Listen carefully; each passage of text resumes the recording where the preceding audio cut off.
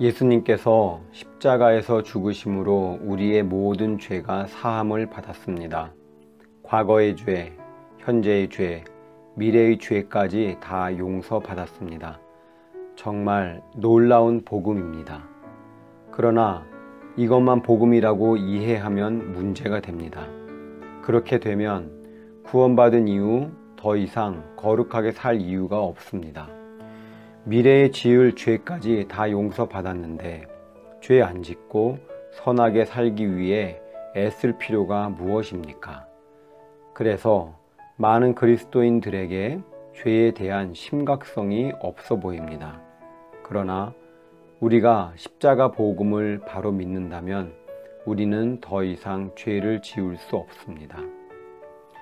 우리는 죄에는 죽은 사람인데 어떻게 죄 가운데서 그대로 살 수 있겠습니까? 여기서 우리는 죄에는 죽은 사람인데 라는 말씀에 주목해 보십시오. 우리는 그저 죄 사함만 받은 것이 아닙니다.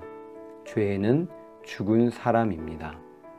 또한 우리는 예수님께서 우리와 함께, 우리와 연합하여, 우리와 한 몸이 되어 십자가에서 죽으셨다는 것을 분명히 알아야 합니다.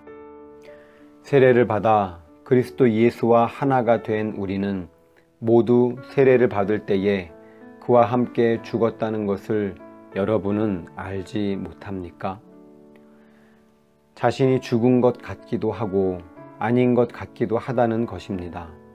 그것은 자신이 죽었다면 성질도 사라지고 음욕도 사라지고 욕심도 없어지고 분노도 사라지고 이기심도 없어지고 예수님을 뜨겁게 사랑하게 될 것이라고 생각하기 때문입니다. 죽는다는 것을 이렇게 이해하니까 평생 죽었다 살았다 다시 죽었다 살았다 하며 정신이 없는 것입니다. 그러나 예수님과 함께 죽은 것은 우리의 옛사람입니다. 육신이 아닙니다. 죽은 것은 죄의 종노릇하는 우리의 옛사람입니다. 내 자아입니다. 우리 육신은 여전히 살아 있습니다. 그래서 혈기, 욕심, 이기적인 마음, 음란한 생각이 우리 속에 그냥 있습니다. 그러면 예수님과 함께 옛사람이 죽은 것이 무슨 의미가 있습니까? 큰 의미가 있습니다. 우리 속에 육신의 욕망은 여전히 존재하지만 더 이상 육신이 욕망의 종노릇하고 살지 않습니다. 죄가 지배하던 옛사람이 죽었기 때문입니다. 무기수로 확정되어 교도소에 수감된 사람은 그의 육신은 죽지 않았지만 그의 자아는 죽은 것과 같습니다. 그에게 육신의 욕구는 여전히 있지만 육신의 욕구대로 살 수 없기 때문입니다.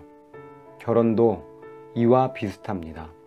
더 이상 자신이 원하는 대로 살지 않습니다. 배우자에게 순종하고 사랑하며 삽니다.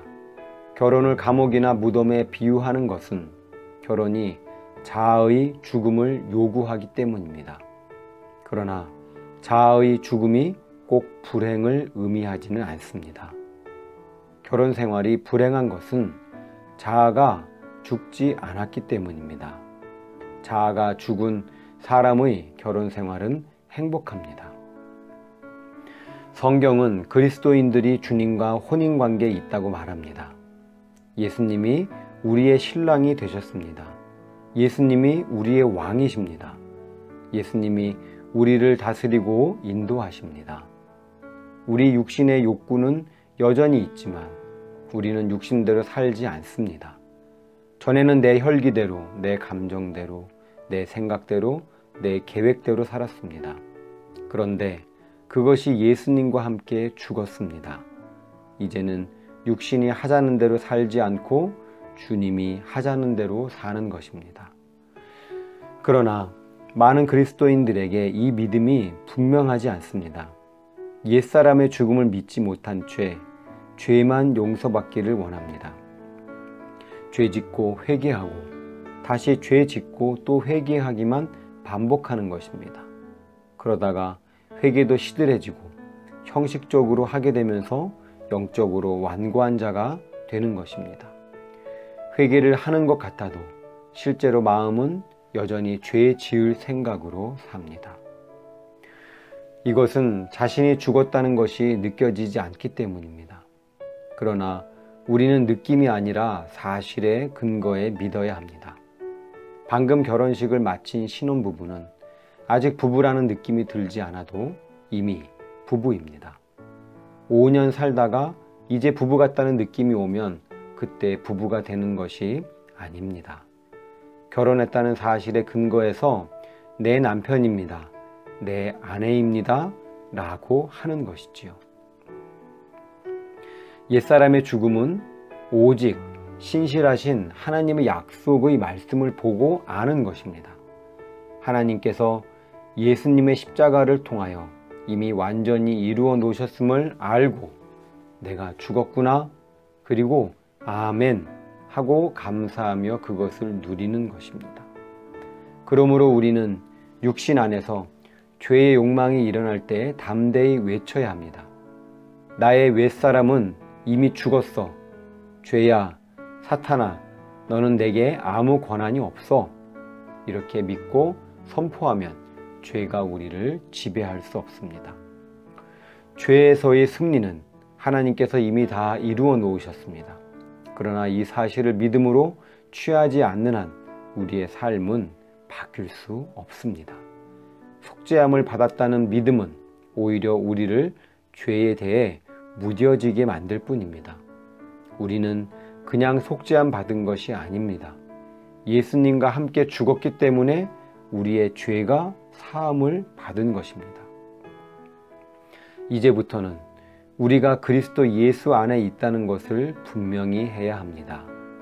우리 몸도 우리의 삶도 예수님의 것입니다. 한 사람만 그렇게 살아도 우리 가정이 변하여 예수님의 가정 되고 교회가 변하여 예수님의 교회가 됩니다. 그렇게 일터가 변하고 세상도 변화될 것입니다. 가피풀 말씀 테마, 죽은 것 같다가도 또 살아나고.